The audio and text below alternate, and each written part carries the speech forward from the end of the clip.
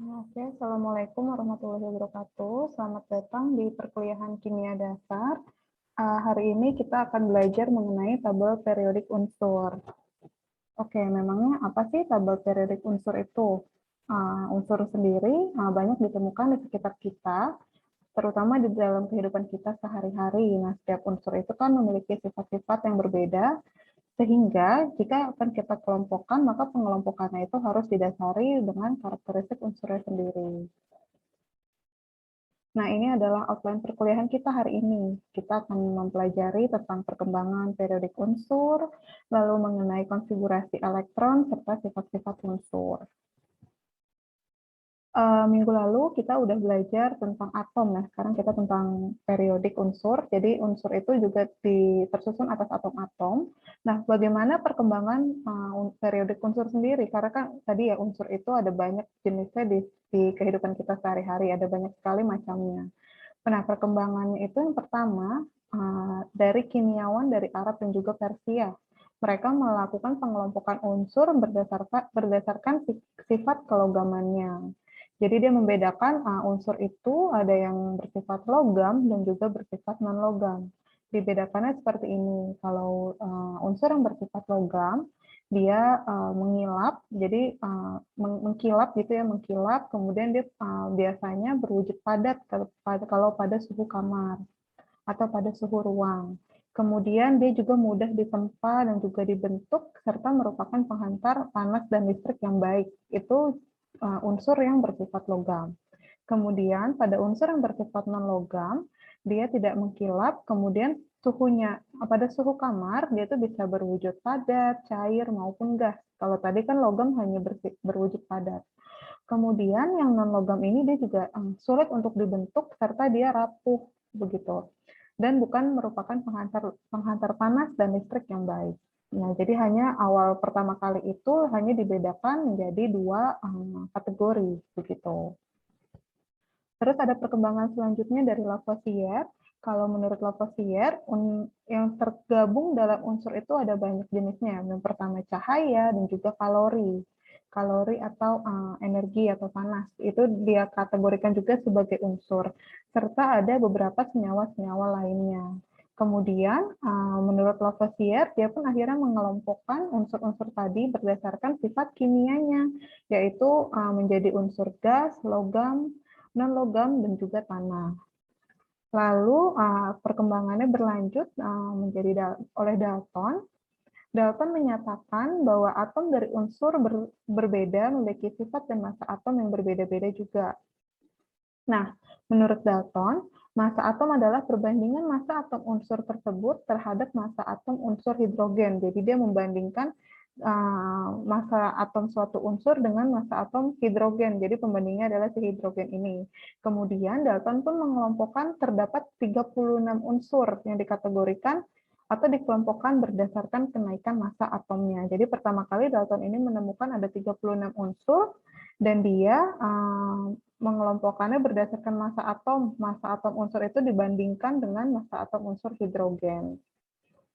Nah, akan tetapi setelah ditemukan penemuan spektrometer massa, muncul perubahan dalam cara penentuan massa atom. Yang tadinya dilakukan itu berdasarkan perbandingan atau dibandingkan dengan massa atom hidrogen, sekarang dia dibandingkan menggunakan isotop C12 atau menggunakan karbon sebagai pembandingnya. Terus satuan yang digunakan adalah satuan massa atom.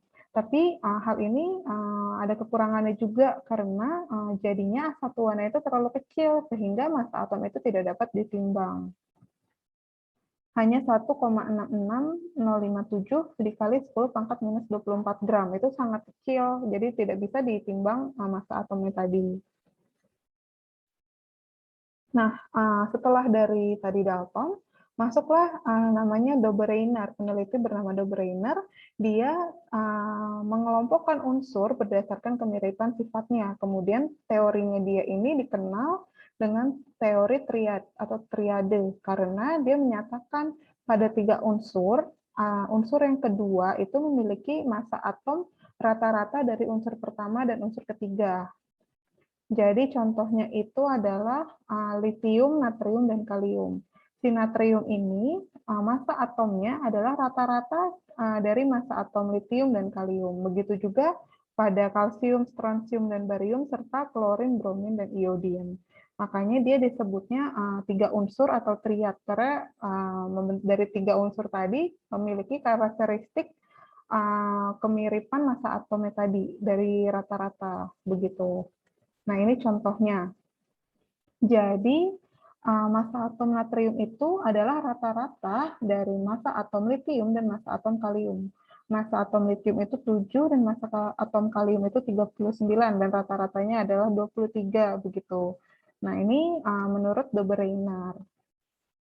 Kemudian ada perkembangan lagi bahwa dari Newlands bahwa ada kecenderungan terjadinya pengulangan secara teratur pada sifat-sifat unsur, di mana unsur ke-8 memiliki sifat unsur yang sama dengan unsur pertama. Jadi teorinya Newlands ini dikenal dengan teori oktav. Jadi dia seperti tangga nada. Jadi pada tangga nada yang pertama dan tangga nada yang ke-8 kan sama ya, kembali lagi ke do. Nah, ini juga sama menurut Newlands bahwa unsur ke-1 dan unsur ke-8 itu memiliki sifat unsur yang sama. Begitu juga unsur kedua dengan unsur ke-9 dan seterusnya. Jadi ini adalah tabel unsur yang dikembangkan oleh Newlands. Akan tetapi ternyata hasil teorinya Newlands ini memiliki kelemahan bahwa ternyata sifat unsur itu tidak selalu terulang pada unsur ke-8 gitu. Jadi teorinya Newlands ini dipatahkan. Kemudian ada perkembangan selanjutnya dari Mayer dan juga Mendeleev. Kalau misalnya Mayer dan Mendeleev itu mengelompokkannya berdasarkan keteraturan unsur-unsur dengan sifat yang mirip. Jadi mereka membuat kartu-kartu unsur yang dikelompokkan berdasarkan kenaikan massa atom dan juga kemiripan sifatnya, begitu. Kemudian kalau misalnya sifatnya mirip dan terletak pada satu kolom yang sama, dia dikenal dengan istilah golongan, jadi mereka memiliki golongan yang sama. Kemudian jika terjadi pengulangan sifat pada baris yang sama, disebutnya sebagai periode. Nah, si Mendeleev ini dia menempatkan unsur-unsur periode 5 berdampingan dengan unsur-unsur dalam periode 4. Jadi dia yang menemukan unsur-unsur pada periode 4 dan juga 5, terus dia yang membandingkan begitu. Ini adalah sistem periodik yang dikembangkan oleh Mendeleev di sini. Dan masih banyak yang belum ditemukan ya, unsur-unsur yang lain begitu. Nah, lalu apa sih kelebihan dari periodik unsur yang dikembangkan oleh Mayer dan juga Mendeleev? Yang pertama, mereka meramalkan tempat kosong untuk unsur-unsur yang belum ditemukan. Ya, tadi di sini masih banyak yang kosong dan ada yang dibuat tanda tanya, jadi mereka menyediakan space untuk unsur-unsur yang belum ditemukan pada saat itu. Kemudian menyajikan data massa atom yang lebih akurat. Lalu pada periode 4 dan 5 mirip dengan sistem periodik modern. Jadi nggak beda jauh dengan sistem periodik yang kita gunakan saat ini. Lalu ada penambahan gas mulia yang baru ditemukan pada tahun 1890 sampai 1900 dan penemuan baru ini tuh tidak mempengaruhi sistem periodik yang telah dikembangkan oleh Mendeleev begitu. Akan tetapi teori dari mereka ini ada kekurangannya juga. Yang pertama, penempatan unsur ini tidak sesuai dengan kenaikan massa atom. Jadi ada yang terbalik, contohnya itu pada kedua unsur ini, di mana penempatannya pertama adalah unsur I dulu, baru Te. Kemudian pada sistem periodik modern, kedudukannya jadi dibalik, penyusunannya jadi dibalik begitu. Nah, yang terakhir ada perkembangan periodik unsur yang saat ini kita gunakan dari Moseley. Dia itu adalah sistem periodik modern dikenalnya. Nah, dia membedakan tadi ya ada 2 golongan dan periode. Kalau golongan itu susunan unsur-unsur dalam sistem periodik unsur ke arah tegak, jadi yang vertikal itu yang memiliki golongan yang sama. Kemudian golongan ini juga dibagi menjadi 2 lagi, ada golongan utama dan juga golongan transisi. Kemudian periode, kalau tadi golongan itu kan dia ke arah tegak atau vertikal, kalau periode itu arahnya mendatar atau horizontal. Dan dia dibedakan menjadi 2, yaitu periode pendek dan juga periode panjang. Nah, ini adalah Sistem penggolongan periodik unsur yang dibuat oleh Moseley. Ini untuk golongan utama yang A, kemudian transisi yang B. Seperti ini, dan ini berikut penamaannya. Lalu untuk sistem periodenya atau periodisasinya dibedakan menjadi dua, yaitu periode pendek dan juga panjang. Yang pendek itu dari periode 1 sampai 3, yang panjang dari 4 sampai 7. Dan pada periode 7 ini belum, unsur-unsur yang ditemukan itu belum lengkap. Begitu.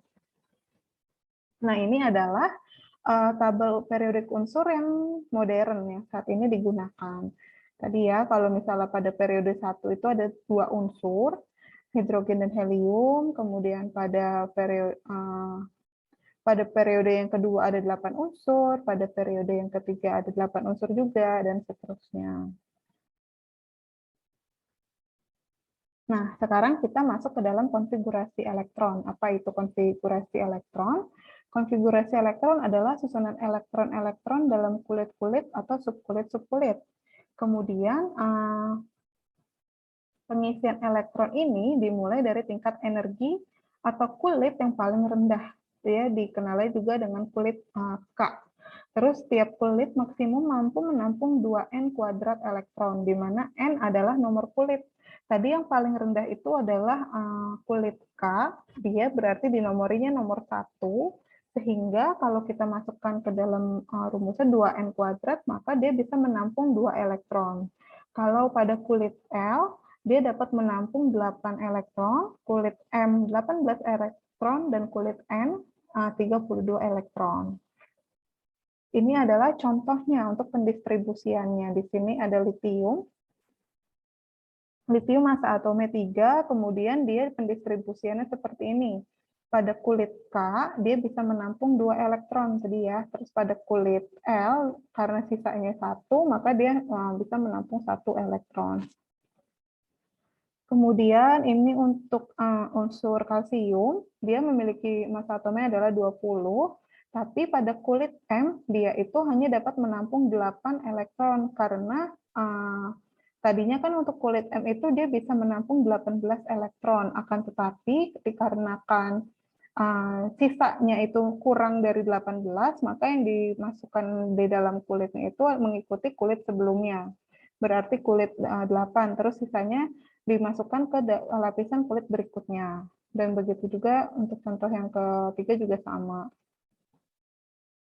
Nah, untuk konfigurasi elektron ini tuh dipengaruhi akan berbeda pada kation dan juga anion. Ketika pada kation atau pada ion yang bermuatan positif, di mana atom unsur melepaskan elektronnya. Jadi, kalau misalnya pada kondisi netral massa atomnya itu 3, dan konfigurasi elektronnya itu 2 dan 1, maka ketika dia memiliki ion positif memiliki ion positif atau kation, konfigurasi elektronnya menjadi 2 karena dia atomnya tadi melepaskan elektron. Begitu juga kalau yang anion itu dia menangkap elektron. Jadi kalau misalnya pada kondisi netralnya 9, ketika dia menangkap elektron, maka menjadi 28 konfigurasi elektronnya, bukan 27 lagi. Nah, kemudian ada elektron valensi. Elektron valensi adalah banyaknya elektron pada kulit terluar unsur. Ya, ini kulit terluar itu yang paling akhir, berarti ini nomor 1, elektron valensinya 1, terus pada kalsium elektron valensinya 2, dan seterusnya. Nah, untuk bagaimana cara menentukan suatu unsur ini dimasukkan ke dalam golongan mana dan periode yang mana. Tadi ya dengan menggunakan konfigurasi elektron. Yang pertama itu kita melalui penetapan elektron valensi. Jadi kalau misalnya pada golongan A, itu konfigurasi elektronnya dapat ditentukan per kulit yang tadi ya K, L, M, N. Sedangkan kalau misalnya pada golongan transisi, konfigurasi elektronnya itu ditentukan per subkulit. Jadi setiap kulit itu ada pembagiannya lagi. Nah, ini adalah contoh penetapan golongan pada golongan A, pada unsur golongan A. Ini litium berarti pada golongan 1A, terus kalau kalsium pada golongan 2A, begitu. Lalu bagaimana untuk periodenya? Kalau misalnya periode, dia ditentukan dari jumlah kulit.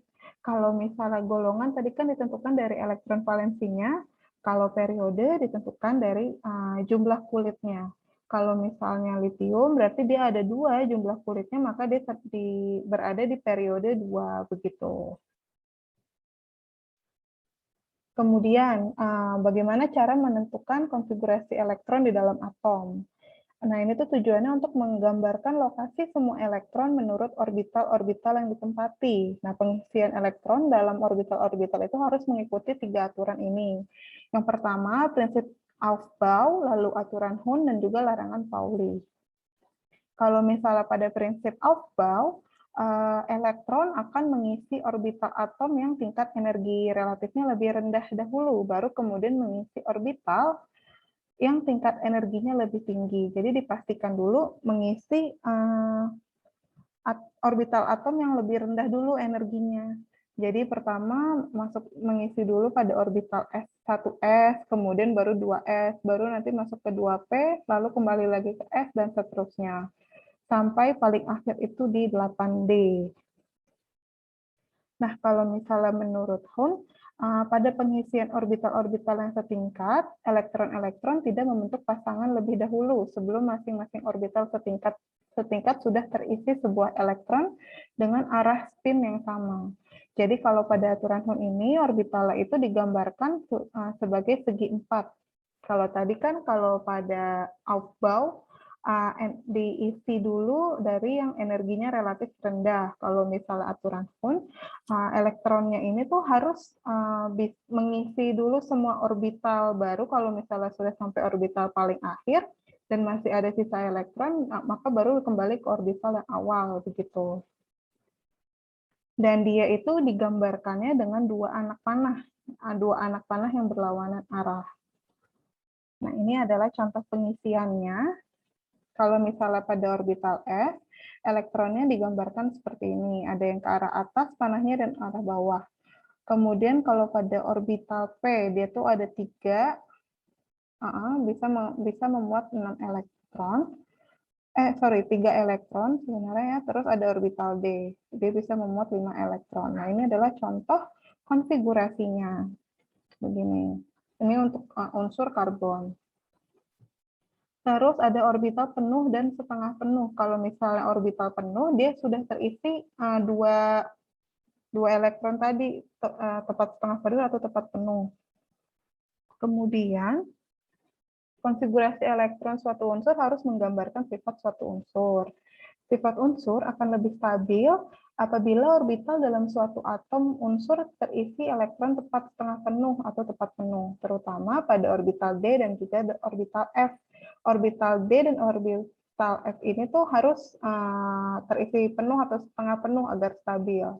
Kemudian, jika elektron pada orbital D dan F ini kurang terisi elektronnya, jadi ada satu orbital yang kosong, maka harus diisi tepat setengah penuh. Jadi setidaknya harus ada tambahan 1, jadi sampai semua orbitalnya itu terisi sempurna.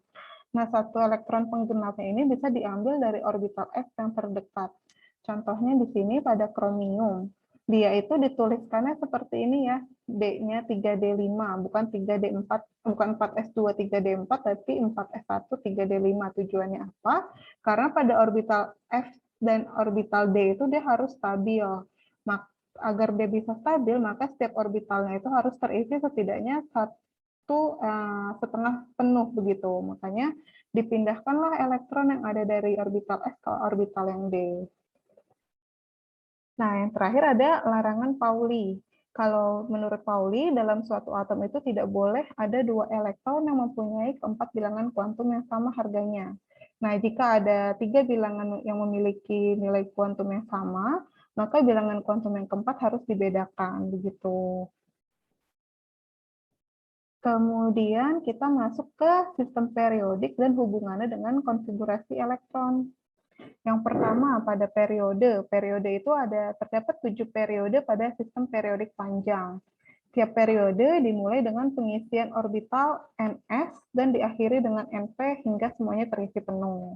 Kemudian, nomor periode dari atas ke bawah menunjukkan kuantum utama terbesar yang dimiliki oleh atom unsur yang bersangkutan. Kalau periode pendek itu adalah periode 1, 2, dan 3. Periode panjang itu adalah periode 4, 5, dan 6. Kalau misalnya ada periode yang belum lengkap, dia adalah periode 7. Dan pada periode 7 ini, karena masih banyak unsur yang belum ditemukan, jadi masih banyak kolom yang dikosongkan, begitu. Kalau ini adalah golongan, jadi unsur-unsur dibagi atas 4 blok. Ada blok S, ini blok S itu untuk yang golongan 1 dan 2A. Kemudian blok P itu untuk golongan 3A sampai 8. Lalu ada blok D, dan ada blok F. Nah, ini ditentukan menurut letak elektron yang terakhir pada orbitalnya dalam konfigurasi elektron unsur yang bersangkutan. Jadi ditentukannya dari konfigurasi elektronnya dulu. Nah, ini adalah sistem pengelompokannya. Tadi ya, kalau unsur S itu adalah untuk golongan 1A dan juga 2A. Misalnya ini pada kalsium, dia kan terakhirnya itu pada S ya, jadi dia termasuk ke dalam golongan 2A periode 4, begitu kan ya. Terus ada golongan P. Golongan P itu unsur blok P untuk golongan 3A sampai dengan golongan gas mulia, pokoknya golongan 8A. Nah, dia itu ditentukan dari letak akhir orbital P-nya, elektron terakhir yang terletak pada orbital P-nya. Nomor golongannya ditentukan oleh banyaknya elektron pada orbital P terakhir, terus ditambahkan 2 jumlah elektron valensinya. Kalau di sini orbital P terakhir itu kan 1. Terus dia ditambahkan 2 tadi ya dari elektron valensinya, maka dia termasuk ke dalam golongan 3A untuk aluminium ini. Ya, golongan 3A terletak pada kulit ketiga, yaitu 3S dan juga 3P.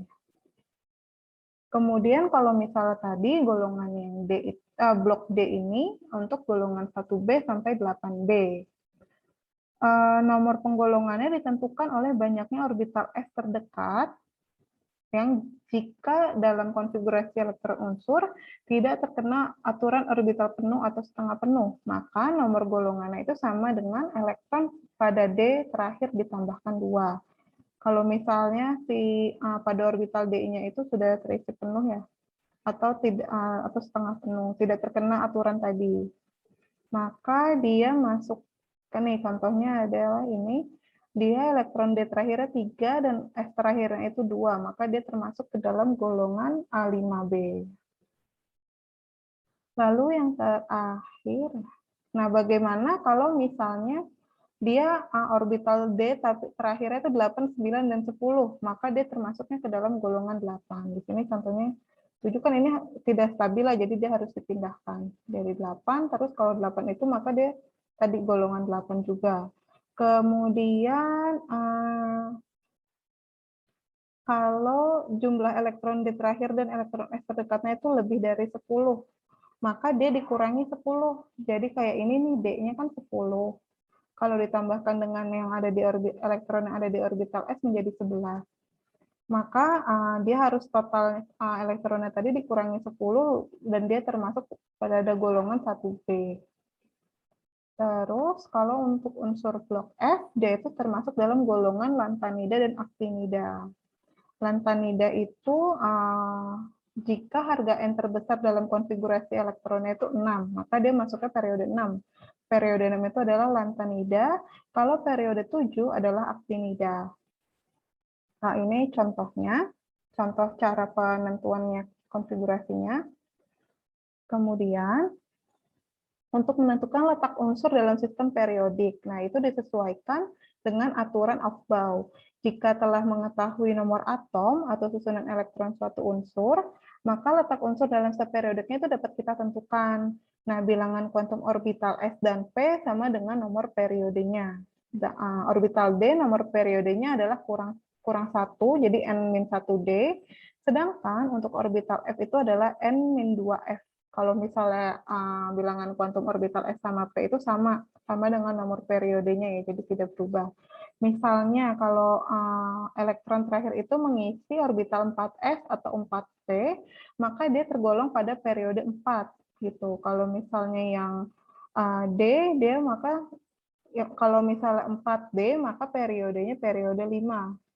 Jadi kan ini 4D, sedangkan kan itu N-1, berarti N itu adalah 5. Kalau misalnya 4F, berarti dia masuk ke periode 6, karena kan ini N-2, jadi N itu adalah 6, begitu. Nah, ini adalah hubungan jumlah elektron pada orbital terakhir dengan nomor golongan adalah sebagai berikut. Ini contohnya. Ini orbital terakhirnya, ini kan terakhirnya 1, terus ini 2, ini 1, berarti dia masuknya golongan 3, dan lain sebagainya. Terus sistem periodik dan elektron valensi unsur. Kalau tadi elektron valensi itu yang ada elektron yang ada pada orbital paling terakhir ya. Elektron pada kulit terluar atau elektron yang dapat digunakan untuk membentuk ikatan. Nah, ini adalah ciri-ciri dari elektron valensi. Jadi kalau mau menentukan bisa kalian masukkan penomoran ini. Begitu. Terus sekarang kita masuk ke sifat-sifat unsur. Sifat-sifat unsur ini berhubungan dengan letak unsur dalam tabel periodik. Jadi kita bisa mengetahui peletakan suatu unsur itu berdasarkan sifat-sifatnya. Dia itu sifatnya meliputi jari-jari atom, ada energi ionisasi, afinitas elektron, keelektronegatifan, dan juga sifat logam. Nah, untuk jari-jari atom, jari-jari atom adalah jarak antara inti atom dan elektron terluar. Kalau misalnya kita mau menentukan bagaimana jari-jari atom pada dalam satu golongan. Jadi kalau jari-jari atom itu dari atas ke bawah, kan tadi golongan itu vertikal ya, dari atas ke bawah, maka dia akan semakin besar. Jadi jari-jarinya itu makin besar dalam satu golongan. Jumlah kulit dari atas ke bawah itu makin banyak. Jadi meskipun muatan intinya makin positif, tapi lapisan kulitnya makin tebal, sehingga jari-jarinya itu makin besar juga. Nah, hal ini menyebabkan gaya tarik inti terhadap elektron terluar menjadi semakin rendah. Itu tadi ya, berdasarkan dalam satu golongan, berarti jari-jarinya makin ke bawah makin besar.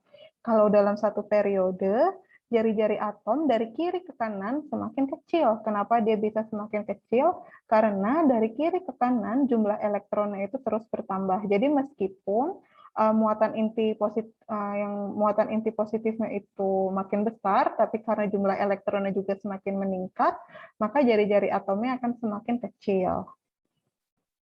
Kemudian untuk energi ionisasi adalah energi minimal yang dibutuhkan untuk melepaskan satu elektron terluar dari atom berwujud gas pada keadaan dasarnya. Kalau misalnya energi ionisasi ini, dalam satu golongan, makin dari atas ke bawah itu dia akan semakin kecil, karena jari-jari atomnya makin besar. Begitu. Jadi semakin sulit untuk melepaskan satu elektron, begitu kan ya. Nah, meskipun jumlah muatan positif dalam inti bertambah, tapi tadi ya gaya tarik inti terhadap elektron itu makin lemah karena jari-jarinya makin besar. Hal ini menyebabkan energi ionisasinya makin berkurang. Kalau misalnya dalam satu periode, dari kiri ke kanan, energi ionisasinya semakin besar. Terus untuk afinitas elektron adalah energi yang terlibat baik itu bisa dilepaskan atau diserap ketika satu elektron diterima oleh atom suatu unsur dalam keadaan gas. Kalau dalam satu golongan, afinitas elektron itu semakin berkurang. Kalau dari atas ke bawah dia akan semakin berkurang. Sedangkan dalam satu periode dari kiri ke kanan dia akan semakin bertambah. Penjelasannya itu sebenarnya saling berkaitan ya dengan yang tadi jari-jari atom, dengan energi ionisasi, begitu. Kalau misalnya dalam satu golongan, jadi kan kalau makin ke bawah itu berarti muatan inti positifnya makin bertambah, jari-jari atomnya makin besar, dan gaya tarik inti terhadap elektron juga makin lemah, sehingga afinitas elektronnya itu akan berkurang. Itu tadi ya, energi yang terlibat itu akan semakin berkurang, karena kan dia makin besar, jari-jarinya makin sulit untuk dilepas atau diserap. Kalau misalnya satu periode, tadi kan makin kecil jari-jarinya ya, sehingga lebih mudah untuk melepas atau menyerap elektron begitu. Kemudian ada keelektronegatifan. Keelektronegatifan adalah kemampuan atom untuk menarik elektron dalam suatu ikatan kimia. Makin besar keelektronegatifan suatu atom, artinya atom tersebut cenderung menarik elektron dari atom yang lain. Kalau di sini contohnya adalah ikatan HCl, atom klorida ini cenderung menarik elektron dari hidrogen, sehingga Cl ini lebih elektronegatif dibandingkan hidrogen. Kalau misalnya pada unsur, itu pada unsur golongan 7A sulit membentuk ikatan kimia, dia itu tidak reaktif, sehingga keelektronegatifannya rendah. Terus, nah kalau keelektronegatifan dalam satu golongan, dia semakin berkurang. Kalau misalnya dalam satu periode, dia akan semakin bertambah dari kiri ke kanan. Terus yang terakhir ada sifat logam. Sifat logam itu tadi ya unsur itu kan dibedakan menurut sifatnya, yaitu ada unsur logam, unsur semi logam, dan juga non logam. Kelogaman suatu unsur dipengaruhi oleh energi ionisasi serta afinitas elektron, di mana kalau unsur yang logam itu memiliki energi ionisasi yang rendah, sehingga mudah melepaskan elektron untuk membentuk ion positif. Berbeda dengan unsur logam, unsur non-logam itu memiliki afinitas elektron yang besar, sehingga mudah menarik elektron untuk membentuk ion negatif. Nah, ini untuk sifat logam, dalam satu golongan, makin ke bawah itu makin bertambah, sedangkan dalam satu periode makin ke kanan itu semakin berkurang, begitu. Oke, sekian ya perkuliahan hari ini. Semoga dapat diterima dengan baik. Kurang lebihnya mohon maaf. Wassalamualaikum warahmatullahi wabarakatuh.